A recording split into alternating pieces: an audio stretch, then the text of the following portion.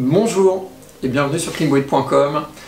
On continue ce programme d'entraînement bloc de 11 semaines que Thomas Ferry propose sur son site web prépagrimpeonline.com avec le contenu de la semaine 7 et une séance d'isométrie maximale pour les doigts. Qu'est-ce que c'est l'isométrie maximale? Il s'agit d'un effort pour entraîner la force des doigts avec des suspensions courtes. Des suspensions qui vont se situer sur des prises que vous êtes capable de tenir entre 5 et 10 secondes. Quand je dis sur une prise que vous êtes capable de tenir entre 5 et 10 secondes, ça veut dire qu'au bout entre 5 et 10 secondes, votre main s'ouvre et vous tombez, vous lâchez la prise. Voilà. C'est en ce sens où on parle d'effort maximal. On va tenir la prise, on va essayer de tenir la prise la plus petite possible. C'est vraiment la limite de l'effort qui donne ce temps de référence entre 5 et 10 secondes pour cette méthode. Je vous propose de partager la page justement de cette méthode que Thomas Ferry propose sur son site web. La voici et je vous propose également d'écouter ce petit podcast.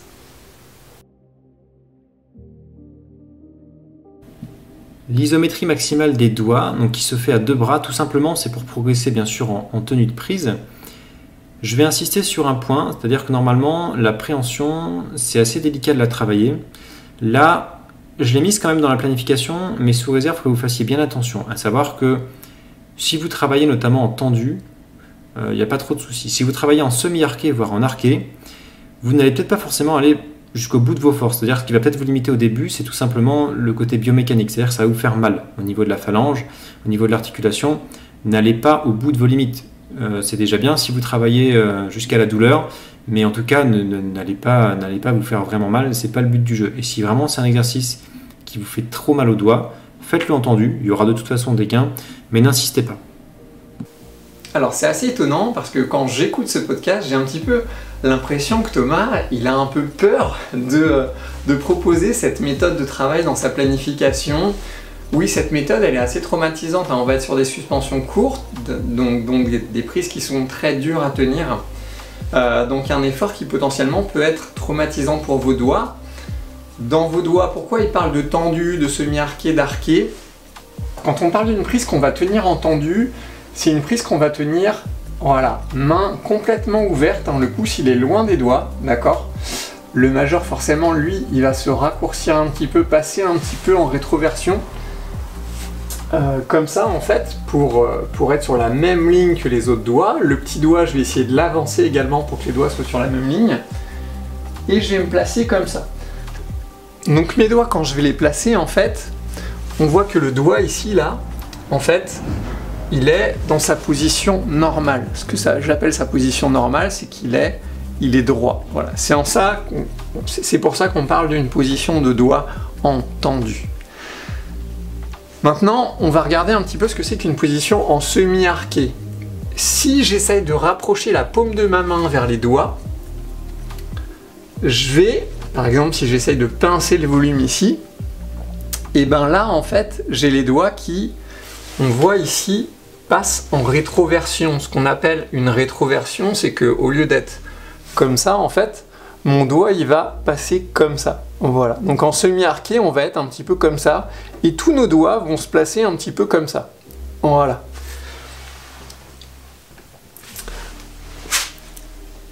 Qu'est-ce qui se passe quand je passe sur une position de doigt comme ça en semi-arqué?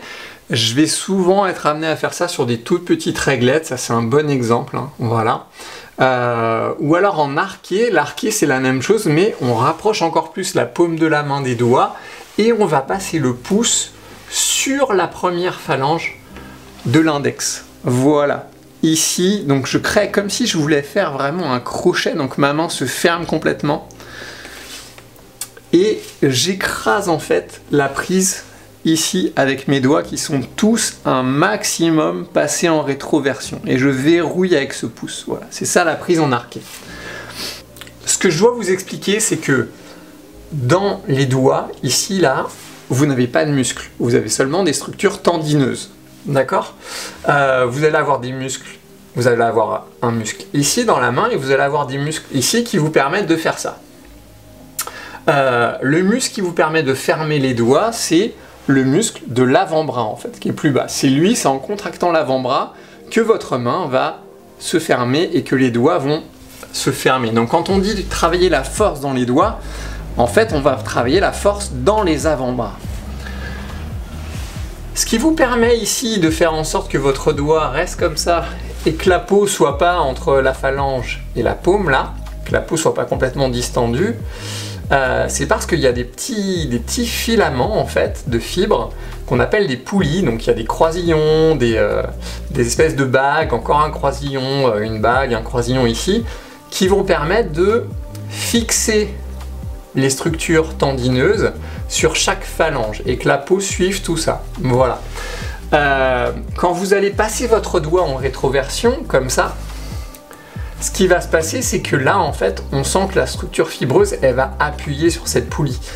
Et la poulie, elle va s'écraser, elle va se déformer. Si elle n'est pas assez renforcée, si ces structures fibreuses, pareil pour vos tendons, ne sont pas assez renforcées par l'entraînement, le risque, c'est que la poulie claque, la poulie subisse une micro-rupture, voire une rupture complète. Et dans ce cas-là, c'est un arrêt forcément entre 1 mois et demi et 6 mois pour réparer une poulie proprement. Donc quand Thomas Ferry nous dit, voilà, j'hésitais à mettre ça dans la planif, attention, si vous travaillez en tendu, ça ne sera pas trop traumatisant, vous ne risquerez pas de vous faire mal. Si vous travaillez sur une prise qui est coupante, attention, c'est pas tant sur une prise, le problème c'est pas tant la prise coupante, c'est surtout le fait que si vous êtes en semi-arqué ou en arqué avec des phalanges en rétroversion et que la prise est tellement petite qu'elle est vraiment traumatisante et que vous n'êtes pas habitué à ce genre d'effort, vous allez vous péter une poulie et vous n'allez pas pouvoir grimper et vous entraîner au niveau des doigts pendant 1 mois et demi à 6 mois. Donc c'est là-dessus qu'il faut faire attention. Ça veut dire quoi? Ça veut dire qu'on s'échauffe super bien. Je vous remets ici la vidéo de l'échauffement mobilité articulaire avec élastique. Je vous remets la deuxième vidéo ici sur l'échauffement avant une séance de poutre. Voilà, c'est vraiment un échauffement que je vais faire systématiquement avant toute séance de poutre. Quel est le contenu de cette séance? Donc Thomas Ferry il propose une séance d'isométrie maximale à 30%. Une répétition, c'est juste une suspension à 2 bras. Donc je me mets en place sur mes prises. Je me suspends, voilà, sur une prise tellement petite que je ne suis capable de la tenir qu'entre 5 et 10 secondes. Moi j'ai pas fait de poutre depuis longtemps, je pense que je vais travailler sur des réglettes de 10 mm, voilà. Après l'échauffement, après m'être très bien échauffé bien sûr. On fait une pause, 3-4 minutes de récupération entre les répétitions et dans une série on va faire seulement 3 suspensions. Voilà le protocole du jour. Et aujourd'hui, sur cette séance à 30%, on ne va faire qu'une série. Donc lui, ce qu'il propose comme protocole, c'est une séance à 30%, une série, une séance à 80%, 2 séries, une séance à 100%, 3 séries. Je m'échauffe bien, je vais faire tous les échauffements comme d'habitude, élastique, mobilité articulaire, ensuite des séries de suspension sur ma poutre, et après tout ça, je vous retrouve pour la première série.